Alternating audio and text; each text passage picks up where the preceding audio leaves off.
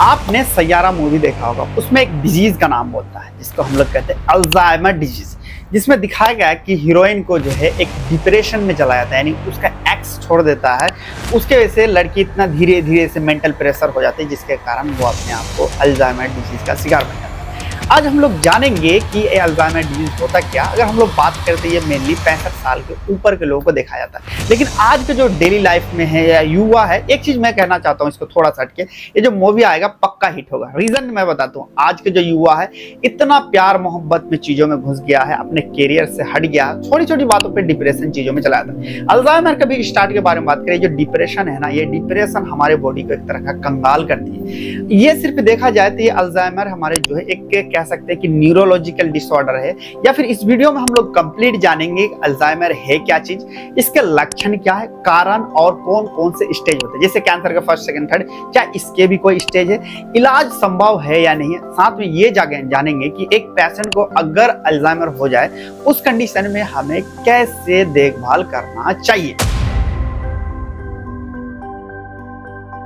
Alzheimer एक neurological, यानी कह सकते हैं कि जो हमारे न्यूरॉन्स के प्रॉब्लम की वजह से होता है। ये जो दिमाग में क्या करता है, धीरे धीरे कार्य क्षमता को कम कर देता है। यानी एक तरह का देखा जाए तो जो न्यूरॉन्स हमारे काम करता है वो हमारे पास काम करना धीरे धीरे कम कर देता है। इसका अगर हम लोग देखें तो क्या होता है, कहाँ पे असर पड़ता है। सबसे पहले देखा जाए तो आदमी का याददाश्त कम हो जाता है, सोचने की क्षमता कम हो जाती है और बिहेवियर में बहुत ही ज्यादा आपको चेंजेस हो जाता है। अब क्वेश्चन आता है कि आखिर जब ये न्यूरोलॉजिकल है, न्यूरोलॉजिकल होता क्या। देखो, जितने भी चीज अगर हम लोग बात करें जो स्टोर होता है, जैसे कि मेमोरी कार्ड चिप लगाते हो ना लैपटॉप में, इसमें वो डेटा स्टोर रहता है, उसी तरह हमारे दिमाग में जो चीजें स्टोर रहता है वो न्यूरॉन्स के कलेक्शंस बन के, यानी कह सकते हैं क्लस्टर बन के वो रहता है, तो उस पे जाके ही ये अटैक करता है। अब देखिए इसमें होता क्या है, व्यक्ति अपने परिवार वाले को पहचानना बंद कर सकता है, रोजमर्रा की जो जिंदगी है वो काम करना बंद कर सकता है, और बात करने में दिक्कत हो सकती है, अंत में पूरी तरह उसका ब्लैंक हो जाता है। जैसे इस मूवी में दिखाया गया कि बिल्कुल लास्ट में भूल जाती है, सेम टू सेम ऐसा ही उन पे लक्षण होता है। अब देखो इसका हम लोग लक्षण के बारे में देखते हैं। सबसे पहले जो पहला स्टेज आता है उसमें होता क्या, देखो पहला स्टेज में क्या होता है कि हाल की जो घटनाएं वो भूल जाना, जैसे कि मोबाइल वाला रखे या कुछ ऐसा चीज हुआ वो भूल जाते हैं। दूसरा आता है चीजों को बार बार पूछना, जैसे उस मूवी में देखा होंगे कि ये जाता है डॉक्टर के पास जाती है तो उसको एक कोट्स बोला जाता है कि ये ऐसा है, तो वो भूल जाती है। फिर इसमें बार बार चाबी या मोबाइल चीजों को खो देना, क्योंकि ध्यान ही नहीं काम करता। अब आता है सेकंड स्टेज। सेकंड स्टेज में होता क्या है, रोजमर्रा के जो काम करते हैं जैसे खाना बनाना या फिर बिल भरने में परेशानी हो जाती है, समय और स्थान को पहचानना मुश्किल हो जाता है, बोलने में शब्द ढूंढने, मतलब कि एक सही तरीके से किस तरह से बोला जाए वो बोल नहीं पाता है। फिर देखा जाए परिवार पे, जैसे कि आपने उस मूवी में देखा होगा कि बहुत ज्यादा वो एग्रेसिव हो जाते हैं, गुस्से हो जाते हैं, सेम टू सेम वैसे गुस्सा हो जाते हैं। अब देखते हैं थर्ड स्टेज, जिसको हम लोग कहते हैं गंभीर अवस्था है। इसमें होता क्या है, चलने फिरने में दिक्कत हो जाती है, फिर अगर आप जो वॉशरूम जाने के इवेंट तक वहां भी नियंत्रण नहीं कर पाता, क्योंकि देखो माइंड क्या हमारे एक तरह कह सकते हो पूरा कंप्यूटर, पूरा बॉडी को चलाता है, दिमाग फट गया, सब कुछ किया, पूरी तरह से दूसरे पे ये निर्भर हो जाता है, थर्ड स्टेज में चला गया। तो अब इसमें बात करते हैं कि कारण क्या क्या होता है। जैसे कि इस मूवी में दिखाया गया था आपको कि अपना एक्स चल जाता है, एक ट्रॉमा कह सकते हैं उसको, कि आपको एक कह सकते हैं झटका लग जाता है, जिसके बारे तो पूरा वो अल्जाइमर डिजीज, क्योंकि वो बहुत साल तक एक कमरे में बंद रहना, आइसोलेशन होना चीजों के लिए, वो सारी जो होता है। देखो वैज्ञानिक के अनुसार देखा जाए तो इसके कुछ मुख्य कारण है। पहला क्या होता है कि दिमाग में एम्लॉइड प्लैक्स या फिर टाउ एंगल्स बनना स्टार्ट हो जाता है। ये जो प्रोटीन है दिमाग में, जो हमारे न्यूरॉन सिस्टम है उसको नष्ट कर देता है। अब क्या होता है कि इससे ब्रेन सेल्स मरने लगते हैं और दिमाग जो है सिकुड़ने लगता है। अब दिमाग सिकुड़ेगा तो जाहिर सी बात है क्या होगा, सोचने की क्षमता खराब होगी।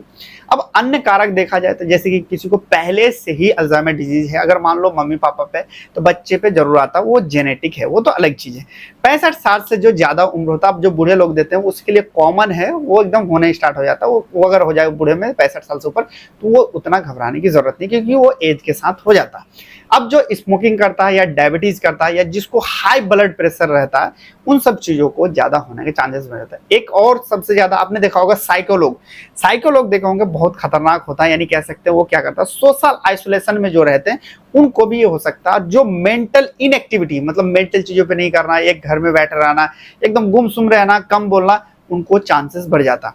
अब एक चीज क्वेश्चन आता है, अल्जाइमर ना कभी अचानक नहीं होता है, अचानक जो आपने बोल दिया कि तुरंत हो जाता, नहीं, ये धीरे धीरे धीरे विकसित होता है। जैसे इस मूवी में भी दिखाया गया है कि कंप्लीट धीरे धीरे धीरे विकसित होता है, इसी तरह ही इसमें विकसित होता है। अब क्वेश्चन आता है कि क्या इसका कोई डायग्नोसिस है या फिर टेस्ट, कैसे पता चलता है?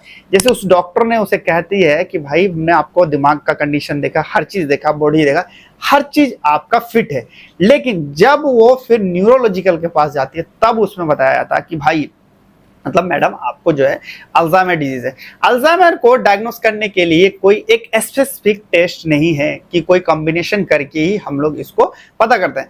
देखो जैसे कि मेमोरी के लिए हम लोग क्या करते हैं, मेमोरी टेस्ट करते हैं, एमआरआई टेस्ट करते हैं। मेमोरी टेस्ट जैसे लगे कोई बात बोल दिया कि उसको देखते हैं कि इतना, वो लड़की डायरी रखती है उसको, उसमें फिर क्या ब्लड टेस्ट करते हैं, न्यूरोलॉजिकल एग्जामिनेशन करते हैं, कभी कभी पेट स्कैन करते हैं, इसलिए ताकि उसका बहुत अच्छे तरीके से यानी कह सकते हो उसमें हमारे आ जाए और जल्दी से जल्दी हम लोग इलाज शुरू कर सकें। अब आता है क्या इसका हम लोग इलाज कर सकते हैं या नहीं, मतलब कि इलाज है या नहीं, जैसे कि जिस तरह से कैंसर है या फिर ये नहीं।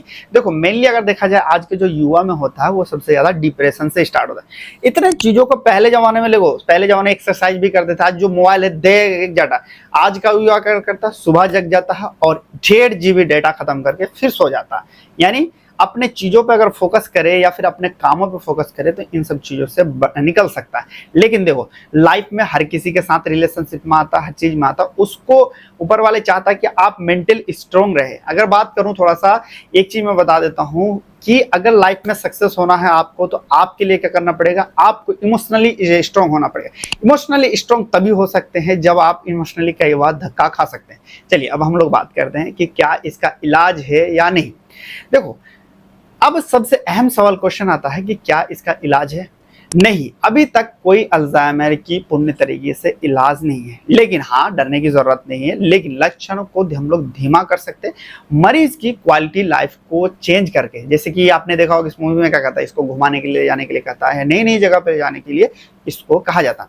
जैसे कुछ दवाइयां अगर हम लोग देखा जाए तो एंटी डिप्रेसेंट लेते हैं, एंटी साइकोटिक लेते हैं, या फिर हम लोग मेमाटिन एक तरह कह सकते हैं कि जो एक दवाई आता है जो हम लोग इसको ट्रीटमेंट करते हैं, लेकिन डॉक्टर के बिना आप इसे ना लें। अब नॉन मेडिकल केयर सबसे अहम भूमिका रहता है। अगर मेडिकल साइंस में ये चीज कहता है कि 60 और 40 रेशियो रहता है, 60% आदमी अपने चीजों से सही होता है, 40% अपने दवाई से। अब नॉन मेडिकल केयर सबसे पहले रूटीन और सेफ्टी मेंटेन करना है। इसमें अगर किसी को हो जाए तो आपको रूटीन और सेफ्टी मेंटेन करना है। दूसरा, दिमाग में पजल या फिर ड्राइंग या फिर म्यूजिक अगर वो इंटरेस्ट हो तो उस चीज से उसको एक्सरसाइज करवाना चाहिए। सोशल इंटरेक्शन बढ़ाना चाहिए, यानी दोस्तों को ज्यादा से ज्यादा उसमें इंटरेक्शन करवाए, दोस्तों को ज्यादा से ज्यादा उसको कहे कि भाई साहब मतलब उसको अलग नहीं छोड़ना। फैमिली सपोर्ट करना है आपको, और एक स्ट्रक्चर मतलब कैसे एक अच्छा आपको इन्वायरमेंट देना है। अब आता क्वेश्चन कि कैसे हम लोग इसका देखभाल करें। देखो अल्जाइमर जो पेशेंट होता है उसको देखभाल करना आसान नहीं होता भाई, एक छोटा बच्चे के जैसा होता है, क्योंकि वो चिड़चिड़ापन हो जाता है, उसके लिए बहुत ज्यादा चीजें हो जाती। सबसे पहला चीज आपको रखना पड़ेगा साफ सुथरा और सेफ इन्वायरमेंट देना। दूसरा, आपको रूटीन फॉलो करवाना, जैसे एक शेड्यूल में कंफ्यूजन हो जाता है, फिर धीरे धीरे बोलना और कई बार आपको रिपीट करना पड़ेगा। फ्रस्ट्रेट बिल्कुल भी ना हो, क्योंकि वो सामने वाला आप देखा होंगे कि इस मूवी में इतना फ्रस्ट्रेट हो जाता है, कभी कभी वो बिल्कुल अजीब सा हो जाता है। फिर खुद को मेंटल हेल्थ मेंटेन रखना, क्योंकि सामने वाले को भी चीजें बहुत ज्यादा जरूरी होती है, क्योंकि इंसान का एक फितरत होता है, एक टाइम के बाद वो इरिटेट होने लगता है। अब अल्जाइमर के बारे में बात करें तो अल्जाइमर एक ऐसी बीमारी है कि जो पूरी तरह दिमाग को नहीं, सिर्फ एक आदमी अगर हो जाए तो पूरा परिवार को ही परेशान करता है। क्यों, रीजन क्या होता है, एक बच्चा अगर परेशान हो तो उस कंडीशन में क्या होता है, सारे के सारे घर वाले परेशान रहते हैं। लेकिन यह जानकारी सही समय पर अगर मिल जाए या सही दवाई दिया जाए और सही सहानुभूति मिलकर देखा जाए तो हम इस अल्जाइमर डिजीज को कम कर सकते हैं और बेहतर बना सकते हैं। अगर ये वीडियो आपको इन्फॉर्मेशन लगा तो आप इसको लाइक कर सकते हैं, या जिसको अल्जाइमर होने की चाहिए उसको शेयर कर सकते हैं। नेक्स्ट हम लोग बात करेंगे डिप्रेशन के लिए, क्योंकि आज का जो युवा है या फिर लोग ज्यादातर डिप्रेशन में चले जाते हैं, यानी देखा जाए तो डिप्रेशन में चले जाते हैं ज्यादा से ज्यादा। तो वैसे लोग यस दस भले ही चले जाए, लेकिन आपका प्यार और सम्मान हमेशा हमारे साथ रहे। तो चलिए दोस्तों मिलेंगे फिर नेक्स्ट वीडियो में, तब तक के लिए बाय बाय, टेक केयर।